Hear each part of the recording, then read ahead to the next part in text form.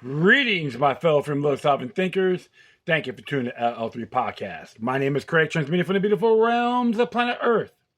Today's date is Tuesday, September 16th, 2025 is episode 1897.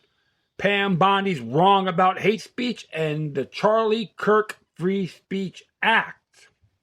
Before I proceed, you can find me on multiple social media sites and podcast channels. Just type in Looky Luck number 3, Looky Luck Roman number 3 with 3 eyes, or the Looky Luck Roman number 3 podcast. Furthermore, if you have any questions, comments, recommendations, all that good stuff, whatever you do, please use decorum. Hit me via email to ll3.podcast@proton.me. If you want to donate, go to paypal.me or cash.app/Looky Luck number 3. And if you want to follow me at Steemit, give me a little crypto love there. It's at LL number 3-podcast. At Steemit once again. Sorry about that. Yes, so I was informed that Robert Redford passed. Great Hollywood actor for his time. And Thomas Lindbergh, I believe his name is, Mr. Lindbergh from At the Gates, Lock Up, a few other projects he did. Death metal vocalist, growling and all that. And it's fun because I do, he was 52 when he passed. He had cancer, which was very, very young. I had an opportunity to work a show many years ago with Morbid Angel and Dissection in 1996. And I seen him again in 2016, 20 years later. Hey, same town. It was entertaining, don't be wrong. I have fun with that style of music. Doesn't mean I want to cut people's wrists and all that good stuff. Hey, look at Corpse Grinder, George Fisher. He likes to give stuffed animals, use the whole machines to pick them up and all that, and give it to the children that need. So he's a good folk. Remember him from Monstrosity when he first came out, and the bassist Mark Van Zerp said, "Dude, you gotta check this guy as a sick bastard." So I'm like, saw him, many years ago before Monstrosity got signed. And yeah, he was an interesting chap. So I love his exhibition on stage. And when Cannibal Corpse picked him, I said they chose wisely. I'm not a big fan of them personally, but I do have a token of appreciation. Entertainment. Not my life's blood. But there was a lot of stuff I could tell you for a very long time. But yeah, Lindbergh, may still be forever free as well. Fuck cancer. Excuse my language, but omit it. Be vigilant on your health the best you can, my friends. Let's value it to the core. But I was just having, let's see, all the paradigm game, the blame game, the lefties, the righties who have more crime. People show me statistics on Facebook. You know what? This whole paradigm game is meek, pathetic, and unmerited. George Washington warned us about that in his farewell address, which the upcoming anniversary will be this Friday. 1796. And he did warn us about the dangers of factions in this young republic. And it's not really the same. They go left-wing extremists, right-wing Nazis, and it's like so been diluted and misconstrued. And the truth of the matter is, folks, what the Nazis and the commies and the socialists have in common, they supported bigger government, left. And I recall extreme right-wing is less government, but like I said before, it's been misappropriate on what they're doing, trying to get us all triggered with buzzwords and all that good stuff. You hear about the thing now, trans shooters, before that, white supremacists. I can go on and I can go on. It's just the Dr. Moreau effect. I do encourage people to check that out on Dr. Moreau and read the book or listen to it. It is public domain. LibriVox has one available. You can probably hit it on all the other video channels. It's the same old song and dance. And we all know one thing is that George Orwell warned us about it in his book 1984 and Animal Farm. Plus, what's that other gentleman's name? Edward Bernays, who wrote the book Propaganda, Public Relations Man. He wrote it, which was published in 1928. He's climaxing in his. Think before you react. Don't let these propaganda machine get to you. Media manipulation and etc. That's why you always need to study history, like what occurred in Nazi Germany, even Rwanda. The 100-day Holocaust, people call it. So remember, the Holocaust not just only happened one time. There are several of them in the 20th century alone, and before that, and now. So please, think critically, observe responsibly. Don't jump the gun. No false starts. And I say that with love and in good faith. Well, enough of that. I want to be reading here from thefire.org. Came out today. Why everything Pam Bondi said about free speech is wrong. The nation's top law enforcement officer doesn't understand that there is no free speech exception to the First Amendment, and that's scary. It was co-written by Aaron Terr and Angel Eduardo. As it reads here, we get it. Not everyone is a free speech expert. A huge part of our job at FIRE is educating the public about their First Amendment rights, scope of free speech law, and the foundational principles that makes free expression so important. Most people don't have the time to get in the weeds like we do. So it's understandable for the average American to sometimes get things wrong about free speech. But when you're Attorney General of the United States like Pam Bondi, you really should know better. That's right, on your oath. I'll continue on.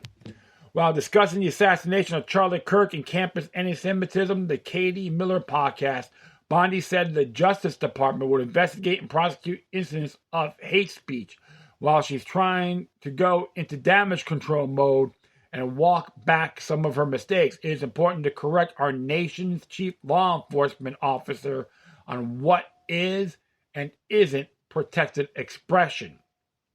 There is links for that. I'll take you right to that segment. And I do find this chilling myself. I'll continue on. There's free speech and there's hate speech. And there is no place, especially now, especially after what happened to Charlie, for that in our society. In other words, this day and age, we should compromise our liberties, our natural rights, to be patriotic. On Pam Bondi quote. I'll continue. This is to put it bluntly, absolutely false. So-called hate speech is free speech. The idea that hate speech is a separate and unprotected category of expression is one that we, unfortunately, have had to debunk time and time again. The act is there is no hate speech exception to the First Amendment, and there can't be. The Supreme Court has rejected the notion on multiple occasions, and the reasons for this should be obvious to someone in Bondi's position. There's a free speech podcast on this matter. You can check it out for yourselves. What constitutes hate speech is inherently subjective, so it is impossible to narrowly define it in a way what passes constitutional muster, let alone in a way that doesn't empower the government to target speech is disfavors. As Supreme Court Justice John Marshall Harlan II wrote in 1971's Cohen versus California, one man's vulgarity is another man's lyric.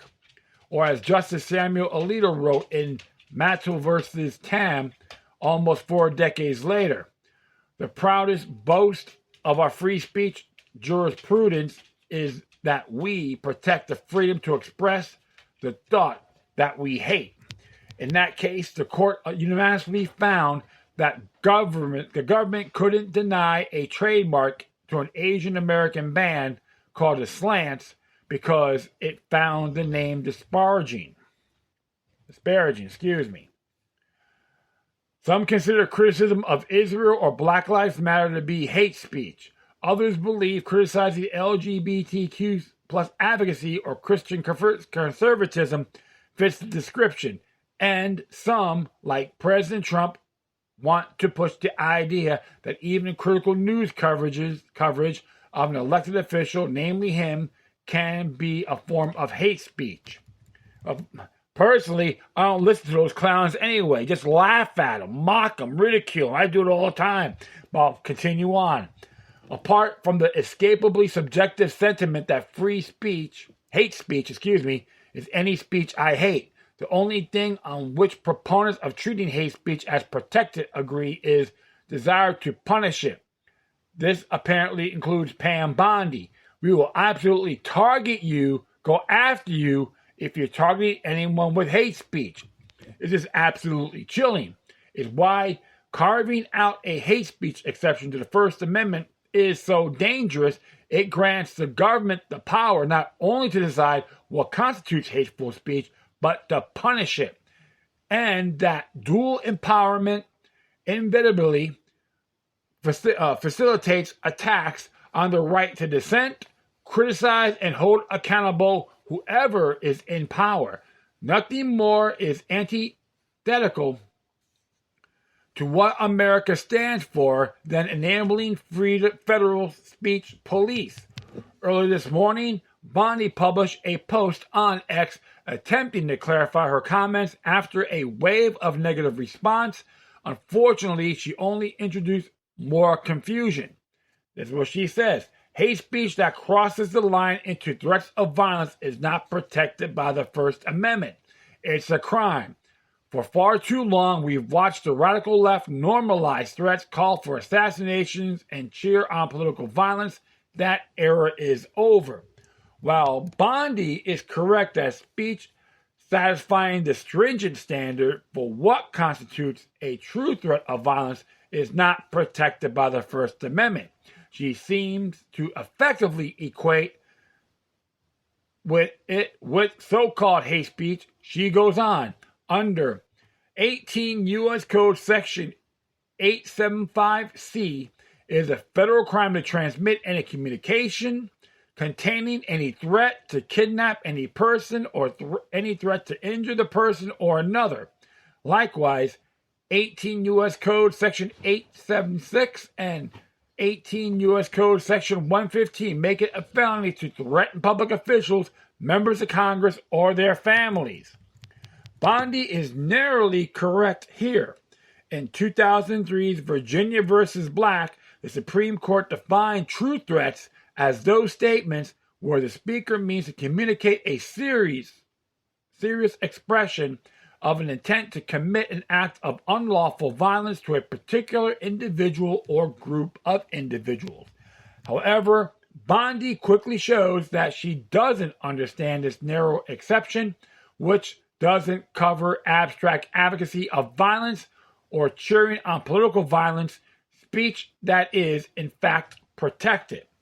You cannot call for someone's murder. You cannot swat a member of Congress. You cannot dox a conservative family and think it will be brushed off as free speech. These acts are punishable crimes, and every single threat will be met with the full force of the law. Actually, you can call someone's murder as long as you're not inciting it. In the landmark Supreme Court case, Brandenburg versus Ohio, the court established that there is a difference between speech promoting unlawful action and the unlawful action itself.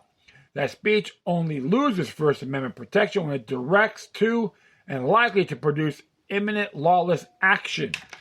The reason for this is to protect our ability to engage in sharp, critical, and even incendiary language, because political speech, as the Supreme Court noted in 1969, Watts versus the United States, is often vituperative, abusive, and inexact, and we don't want a particular politician or administration deciding for everyone when it's too hateful or offensive.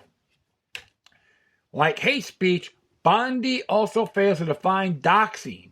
It often refers to the intentional release of an individual's personal identifying information without their permission, though may use the term more liberally, for an example, to refer to posting video of ICE agents performing their duties in public. Disclosing truth information about others is generally protected unless done in a way that amounts of a true threat or incitement. Mercifully, Bondi ended her tweet with something to which we don't object.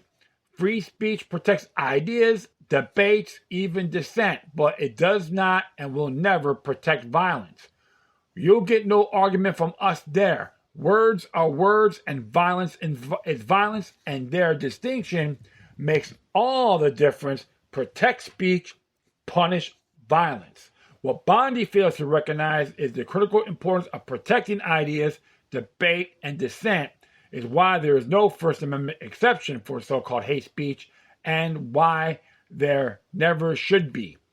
Kirk himself would have agreed in his tweet. Hate speech does not exist legally in America. There's ugly speech, there's gross speech, there's evil speech. And all of it is protected by the First Amendment. Keep America free. He posted this May 2nd, 2024.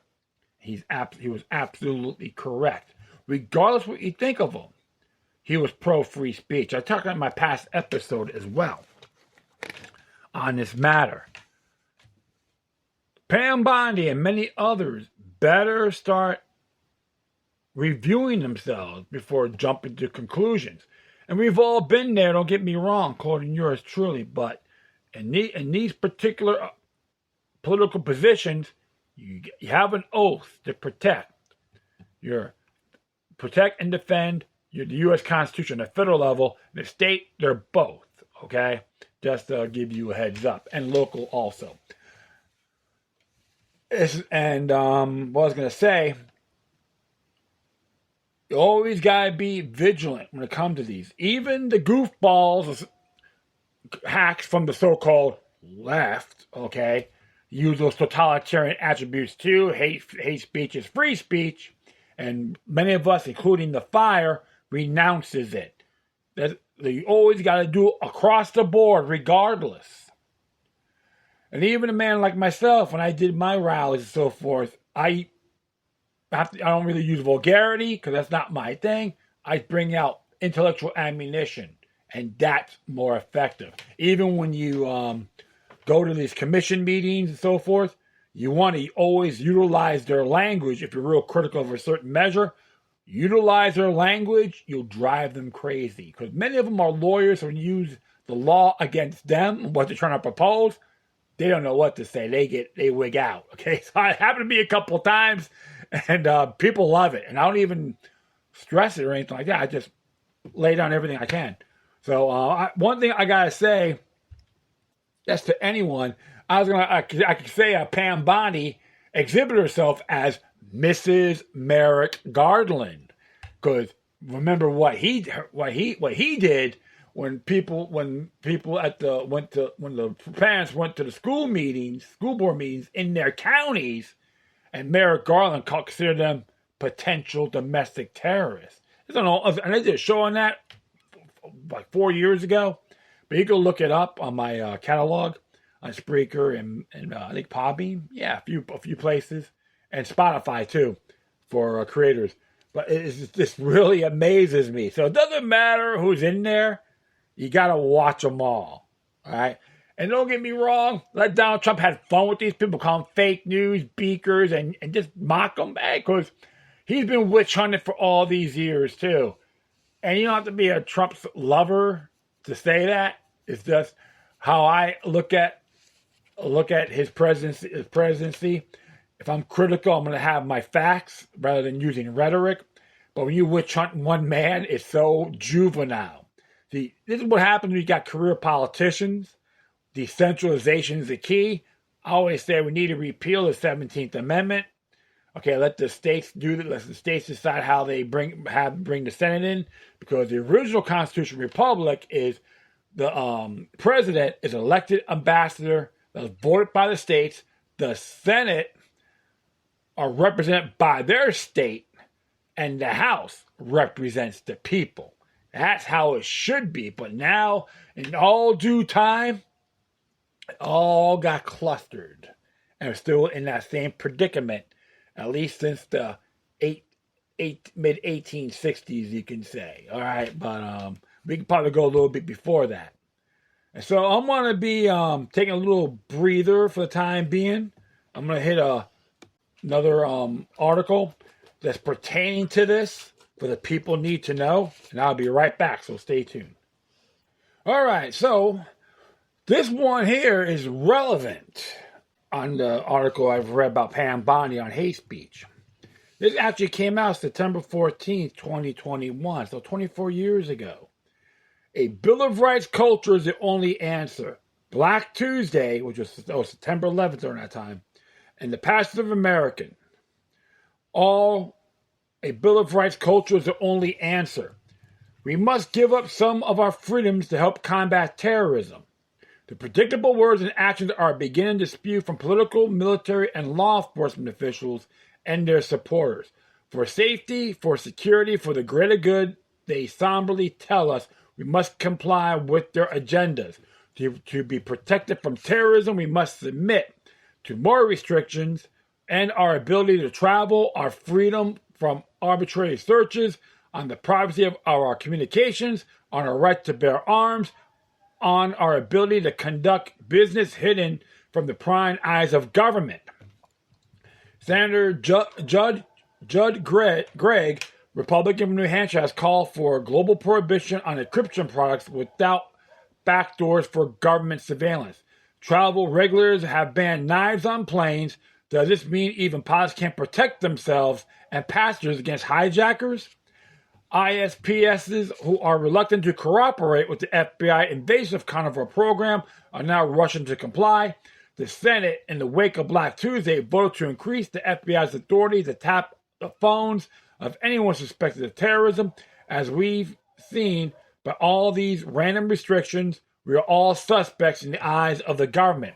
Perhaps most ominously of all, the Washington Post quoted House Democrat leader Richard Gephardt, Democrat from Missouri, as making the contradictory, but entirely predictable statement: we are in a new world where we have to rebalance freedom and security.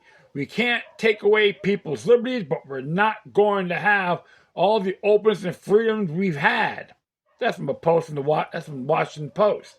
The Post then went on to describe how every war or crisis of the last 100 years has been used to increase government power, often in the most draconian way. Freelance supporters of the surveillance state are rushing to urge everyone to comply. One liberal talk show host responded to callers who complained that Big Brother policies at airports were a problem. Big Brother is the only thing holding us together. He offered no evidence to show how Big Brother made us safe on Tuesday, September 11th. We must think free, not patriotically jerk our knees.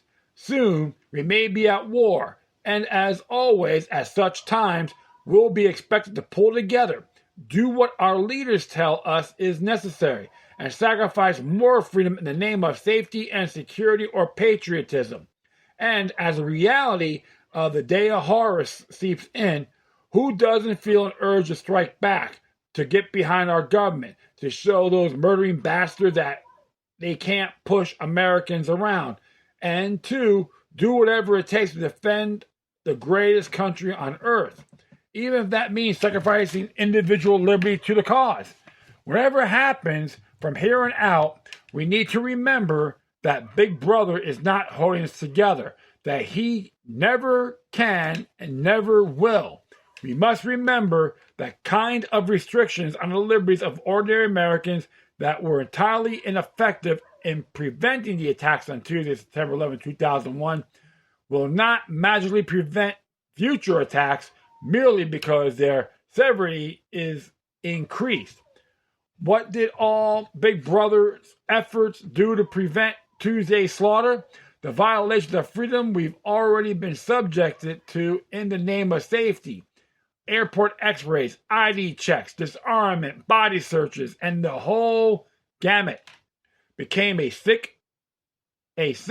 joke when the day arrived that we needed them to protect our country against the world's worst criminals. In fact, Daniel Pipes of the Wall Street Journal was quick to point out how the government's reliance on mass eavesdropping and tracking actually divert resources for more effective anti-terrorism methods, such as actually studying and infiltrating genuine terrorist groups. Yet now, the government proposes a giant national effort to do more of the same, to impose more effective, wasteful, and oppressive mass surveillance and restrictions. New restrictions on the freedoms of nonviolent people will do nothing to make America or the world safer. They'll make us less safe as well as less free. There are at least two reasons for this. The first is that more restrictions, more power placed in the hands of government will simply, in the long run, create more rage and therefore more desire to strike violently, as we also saw some restrictions like those that forbid armed citizens on planes also make it harder for Americans to protect themselves and their country. The second is something we observe. Tragically, those cell phone calls from 4 doomed hijacked planes, the fatal passivity and dependence that seem to be the coming norm in American behavior. Belly up, be passive, do as they say. I continue on. The passive, unthinking American. It appears how now that a handful of heroic passengers on one flight, having learned via telephone that 2 other hijacked planes had already smashed into the World Trade Center, decided not to allow themselves to be used as weapons of war. These passengers on United Flight 93 attacked the hijackers who were in control of the plane. Doomed in any case, they ended up dying in the woods and fields of rural Pennsylvania rather than passively allowing their captors to get away with an even more horrendous mass murder. And there's some, claims on it, but I'm just letting you know this is what they wrote. So I'll continue on. We also know that on at least one other flight, American Airlines Flight 77, which smashed into the Pentagon, passenger Barbara Olson learned from her husband, U.S. Solicitor General Theodore Olson, of the World Trade Center catastrophe. During 2 separate calls, Mrs. Olson, a well-known author and conservative television commentator, asked her husband what the pilot standing next to her in the back of the plane should do. Picture that. Passengers and crews have been herded. And note that word, well, herded. To the back of the plane, even the pilot, the leader, the chief decision maker does nothing. Can't think what to do. Can't act. Instead of attempting to save their own lives and the lives of others on the ground, what do? They expected a federal government official to make the decision for them. The evidence says that these people didn't even feel empowered to defend their own lives without first asking the advice or permission of Washington, D.C. And why should we have expected otherwise? Americans have been told repeatedly never to resist crime, always to submit to any demand a thug makes them. Always along for safety's sake, go along in order to avoid angering the criminal. We've been told always to submit as well to any demand made by anyone who appears to be in charge. These people on Flight 77 and presumably the 2 other flights were apparently so paralyzed by their conditioning that they couldn't assert themselves even when the alternative was certain death. Even as pathetically disarmed as they are, they could have battered the hijackers with their briefcases, with their shoes, their purses. They could overwhelm them with sheer numbers of bodies. They could have gouged at their eyes with fingers or car keys, could have knocked them unconscious with luggage from the overhead racks, could have tripped them, stomped them, tied them up with cords from audio headsets. But except on United Flight 93, they apparently did nothing. And so 3 planes flew sure and true into the heart of 3 American landmarks, slaughtering thousands. The only true security measure, a Bill of Rights culture. We must take back America as a country. We must make it free and independent again. No longer that would be ruler of its own people, and no longer playing at being the world's super cop. Only by doing that will earn the world's peace and respect. We must take our own individual lives and independent spirits back from the would-be rulers and criminals as well. If we consent passively to give up more freedoms, even temporarily or as an emergency measure, we'll be doing the opposite. We'll be less safe, less free. To restore American freedom and personal courage, we must restore the Bill of Rights in our country and in our hearts and minds. If we understand the Bill of Rights, we'll understand what we're fighting for and why. If we let it slip away, what's left won't be worth fighting for. This means not merely having an intellectual or legal understanding of the Bill of Rights. This means not merely memorizing the Bill of Rights or teaching it to our children. This means understanding the concepts of individual liberty that underlie the Bill of Rights, then living those concepts, breathing them, eating them, dreaming them, holding them as the most central values of our lives. In the same place, we hold our belief in the deity or our dedication to our families or to truth or justice. We must behave as free people, accept as and encourage others to behave as free people, and have zero tolerance for anyone who abuses freedom or uses his authority to violate the Bill of Rights. If there was a time in history to get behind the Bill of Rights and promote it, it is now. If we yield to this mushy thinking that the road to freedom and safety lies in giving up freedom and the Bill of Rights, then we might as well bow down and in defeat right now. If we don't defend our rights, we'll have no rights. If we don't defend ourselves, our families, and our fellow citizens, and defend their freedoms, then our lives will be more vulnerable than those of cattle and sheep, and the America we end up with won't be the America we thought we were fighting for. If you want to be a passive herd beast, obey whatever the authority of the moment, be that a bureaucrat or a hijacker, tells you to do. Listen to their lies about safety and security and obey, obey, obey. But if you truly want to combat terrorism or terror war, learn the Bill of Rights, teach the Bill of Rights, and enforce the Bill of Rights with every action of your life. Fight back with the Bill of Rights. Even it's like this. It's like this is why it is relevant today. And there's a lot of stuff in there. Can be not talking about the article of Pam Bondi. However, we have to stand for what's right. Our freedom don't end where your feelings begin. Okay, so it's the same with free speech. Okay, we got natural rights. People have a habit of saying constitutional, and I admit yours truly have done it too. However, when you learn further about our inalienable rights, then you say natural. So I always recommend folks to get that habit of not saying constitutional rights. And it's all done with love and in good faith. And don't get me wrong, there's some folks out there who use that, and it drives me crazy. I go, what the hell are you doing? I just smack them inside the head with love.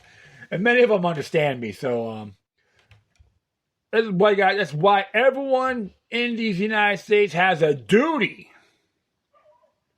to exercise our natural rights, which is the Bill of Rights culture. Government keep out. That includes Pam Bondi, regardless what party you're in, what your belief system is. You got some of the folks out there say we may have to restrict our Second Amendment. Bad history, because what happened? Because they try to use that with Charlie Kirk. Well, there's a time when a German representative, a diplomat, was trying to do peace. He got shot in the head, and it was claimed by a, quote, Zionist, allegedly, unquote. And what happened? What they done in Germany, was Nazi Germany, the 1968 Gun Control Act. That happened in 1938, which disarmed all the Jews. Okay, so Remember that, folks. If you don't learn from the past, we're damned to repeat it. I'm just wondering if Pam Bondi has knowledge of this. Because I can tell you, I can say one thing. She supported red flag laws in the great state of Florida. So I have a bone to pick with. Always be vigilant, whoever's in there. Never trust them, regardless who appoints. Well, I'm going to do my final segment, so stay tuned. All right, I'm going to do one more here. This came out a couple days ago from the Health Ranger, naturalnews.com. Why we need the Kirk Free Speech Act, a legal shield against the censorship industrial complex. This is written by Mike Adams. America is under siege, not from foreign invaders, but from a censorship industrial complex that has weaponized big tech, corporate media, universities, and government agencies to silence dissent, manipulate elections, and destroying the very foundation of our republic, free speech. The tragic assassination of Charlie Kirk, a young, dynamic conservative leader and youth organizer, was not just an act of violence, it was the unfortunate endpoint of a culture that has normalized the silencing of opposition. When free speech is censored, violence becomes the only remaining outlet for resistance. The First Amendment was designed to protect all speech, especially unpopular speech, from government tyranny. Yet today, Google, Facebook, Twitter, which is X, YouTube, Wikipedia, corporate media, and universities operate as de facto arms of the government, colluding with DHS, DOD, CIA, and foreign NGOs to blacklist, deplatform, and economically destroy anyone who challenges the official narrative. This is not hyperbole. Smoking gun documents from lawsuits like Missouri versus Biden and Brighttown versus Google prove that the U.S. government has been laundering censorship requests through overseas NGO to bypass constitutional protections. People like myself, Robert Kennedy Jr., Tucker Carlson, Alex Jones, and now Charlie Kirk all have been systematically erased from digital public squares simply for expressing views that contradict the pharmaceutical industrial complex, the climate cult, and the LGBTQ indoctrination agenda, or the military-industrial war machine. Enough is enough. It's time for Congress to pass the Charlie Kirk Free Speech Act, a landmark law that would outlaw viewpoint discrimination on all large platforms, fine violators $1 billion per day for algorithmic or manual censorship of protected speech, explicitly protect political, medical, scientific, religious, and any government speech, establishes a $1 trillion compensation fund for victims of censorship over the past decade. Sorry, folks, I just got tongue-tied there. Criminally prosecute executives who engage in systematic suppression of free expression. This is not about restricting speech, it's about restoring it. The First Amendment was never meant to protect corporate oligarchs who act as state-enforced thought police. If a platform functions as a modern public square, it must uphold public square rules. No censorship of lawful speech. And there's a video clip on here. You can check it out for yourselves. Very good stuff. I always love Mike Adams on his work. I found him for about almost 20 years. I'll continue on. The censorship industrial complex. How we got here. 1. Big tech nexus. A decade of collision. And it gives you a whole rundown of like Deep State Panic and Project Veritas, Twitter shadow ban, and so forth. So we'll continue on. Number 2, the mechanics of censorship laundering. To bypass the First Amendment, government outsources censorship to foreign NGOs, fact checkers, AI-driven suppression, payment processors. This is money laundering for censorship.